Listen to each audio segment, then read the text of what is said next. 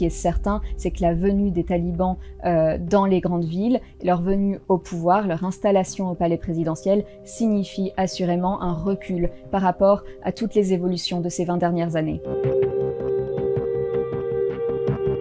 Je m'appelle Margot Aubaine, je suis journaliste indépendante et documentariste. J'ai été basée en Afghanistan en tant que correspondante pour Le Figaro, France 24, Arte et Europe 1, entre autres. Et en ce moment, je me concentre surtout sur du long format, c'est-à-dire que je me rends en Afghanistan ponctuellement pour réaliser des documentaires ou faire des articles plus long format.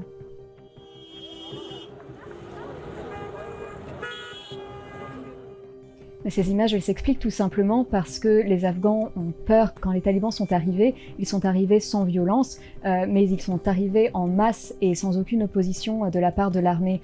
Donc les habitants de Kaboul déjà ne s'attendaient pas à ce que leur ville, leur capitale, soit prise aussi rapidement par le groupe extrémiste.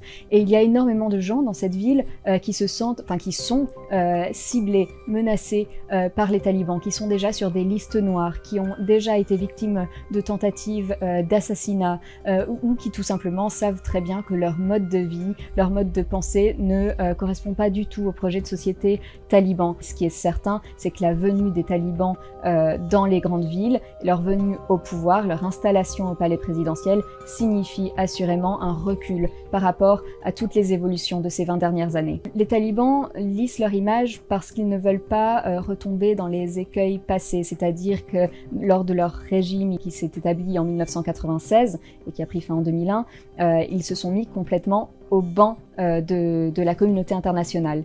Aujourd'hui, ils ne veulent pas faire ça.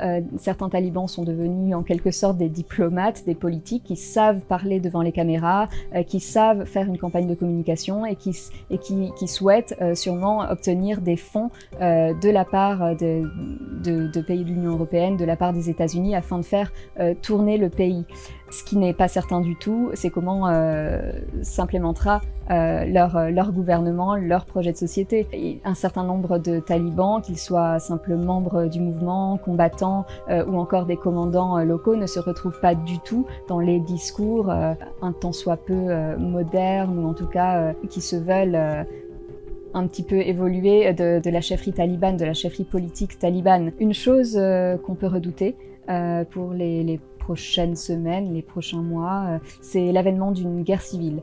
Dans la mesure où les talibans sont peut-être entrés dans Kaboul sans violence et se sont installés le plus naturellement du monde dans le palais présidentiel, mais il y a des miliciens qui se mobilisent déjà, d'anciens hommes forts, de nouveaux hommes forts également. Je pense notamment au fils du commandant Massoud, et donc Ahmad Massoud, qui lui n'a aucune expérience en tant que chef de guerre. Il y a également un grand nombre d'autres milices et de groupes armés en Afghanistan qui seraient prêts à prendre les armes contre ce futur gouvernement taliban.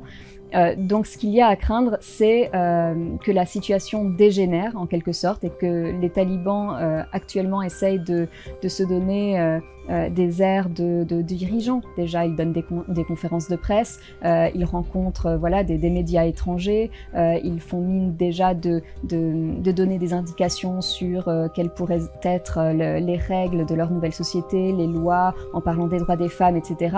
Mais le gouvernement taliban, il n'est pas encore tout à fait établi et surtout, il pourrait y avoir de très fortes évolutions prochainement et une grande déstabilisation de la société.